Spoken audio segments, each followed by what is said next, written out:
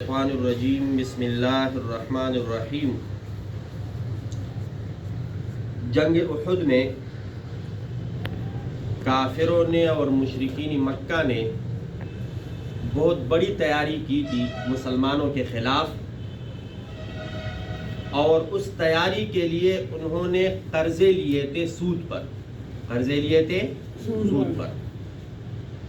اور سود بھی بڑا چڑھا کر، یعنی جتنا سرمایہ تھا اس سے دگنا۔ اگر 10,000 روپے لیے تو سود کتنا دینا ہے؟ 20,000 30,000، بڑا چڑھا کر۔ تو مسلمانوں کو یہ کہا گیا کہ اب تم ان کو دیکھ کر دیکھا دیکھی ایسا نہ ہو کہ تم بھی سود پر قرضے لینے شروع کر دو اور ان کے خلاف تیاری کر لو، بلکہ جو بھی تمہارے پاس وسائل دستیاب ہے وہ استعمال کرو، اور توکل کس پہ کرو؟ اللہ پر۔ اور اس کے ساتھ ساتھ جنگ احد یا غزوہ احد، نبی علیہ الصلوۃ والسلام نے 50 تیر انداز پہاڑ کے ایک اوپر بٹھا دیے دوسرے سائڈ پہ، تاکہ دشمن وہاں سے حملہ آور نہ ہو۔ اور ان کا جو امیر تھا وہ تھا عبداللہ ابن جبیر رضی اللہ تعالی عنہ۔ اب یہ لڑائی ہوئی اور دشمن کو شکست ہوئی، اور وہ وہاں سے بھاگ نکلے، تو جو میدان میں تھے نیچے،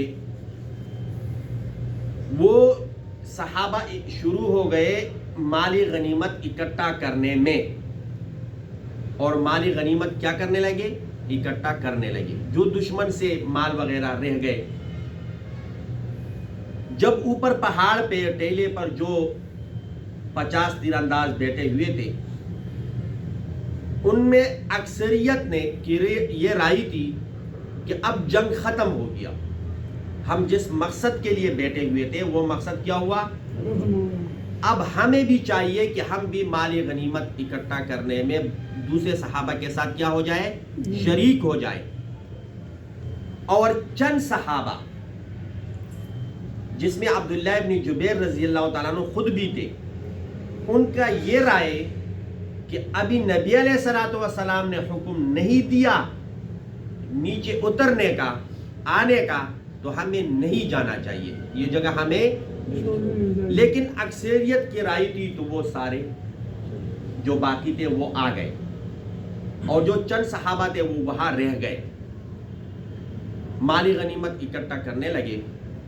جب دور سے دشمن نے دیکھا کہ یہ جو اوپر بندے بیٹھے ہوئے تھے وہ چلے گئے، اب جگہ خالی ہے، تو وہ واپس حملہ آور ہوئے، وہاں سے انہوں نے حملہ کیا، اور حملہ اتنا شدید تھا کہ وہاں پر جتنے صحابہ تھے وہ تو شہید ہو گئے،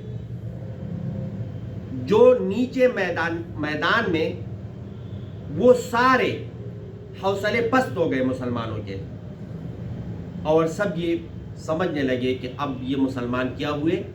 ہار گئے۔ یہاں تک کہ یہ افواہ پھیلی کہ نبی علیہ الصلوۃ والسلام جو ہے وہ بھی شہید ہو گئے۔ اب جب یہ افواہ پھیلی تو اور بھی ہاتھ پاؤں پھول گئے، اور جو تھوڑے بہت تسلی تھی وہ بھی ختم ہو گئی۔ لیکن بعد میں پتہ چلا کہ نبی علیہ الصلوۃ والسلام شہید نہیں ہوئے، دانت مبارک اور بھی زخم آئے تھے، خون جس سے بہہ رہا تھا۔ صحابہ ارد گرد اکٹھے ہوئے نبی علیہ السلام کے، اور جب پتہ چلا صحابہ کو کہ نبی علیہ الصلوۃ والسلام شہید نہیں ہوئے تو حوصلہ بڑھ گیا، اور پھر دوبارہ منظم ہو گئے اور دشمن کو پھر شکست دے دی۔ اب یہاں پر پچھلے دنوں میں ہمارے بھی ایک لیڈر ہے، انہوں نے کہا کہ یہ صحابہ کیا ہوئے تھے लूट मार शुरू कर दिया था और इसीलिए मुसलमानों को शिकस्त हुई, फतह जो है वो शिकस्त में तब्दील हो गई। अब आप सब लोगों को पता चला कि ये लूट मार नहीं था, बल्कि ये जब भी कोई जंग होता है और उसमें मुसलमानों को फतह नसीब होती है, जो दुश्मनों से काफिरों से माल वगैरह रह जाता है उसके इकट्ठा किया जाता है एक जगह पर और फिर तकसीम किया जाता है। उसको क्या कहा जाता है? माली गनीमत। अल्लाह रब्बुल इज़्ज़त हम सबको हिदायत नसीब फरमाए। तो ये दो जंग उहद के बारे में दो चीज़ें थी। एक कि काफिरों को देखकर वो जो कर रहे हैं, अगर वो तुम्हारे दीन के, तुम्हारे शरीयत के खिलाफ नहीं है, तुम भी कर सकते हो।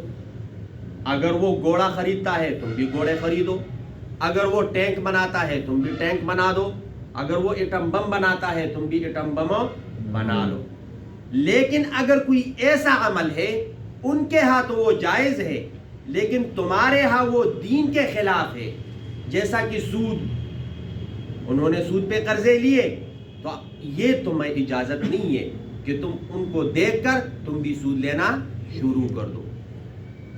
और दूसरी बात कि अमीर की इताअत, अमीर की इताअत, अगर वो 50 के 50 वहाँ पर बैठ जाते, दुश्मन समझ जाता कि यहाँ पर सारे बैठे हुए हैं, तो वो दोबारा हमला न करते। लेकिन वो नीचे आए और वो भी सही, अपने राय सही थी उनकी कि अब दुश्मन को शिकस्त हो गई है, अब ये माल गनीमत बाकी सहाबा इकट्ठे कर रहे हैं, तो हमें भी चाहिए कि हम भी माल गनीमत इकट्ठा करने में क्या हो जाए, शामिल हो जाए।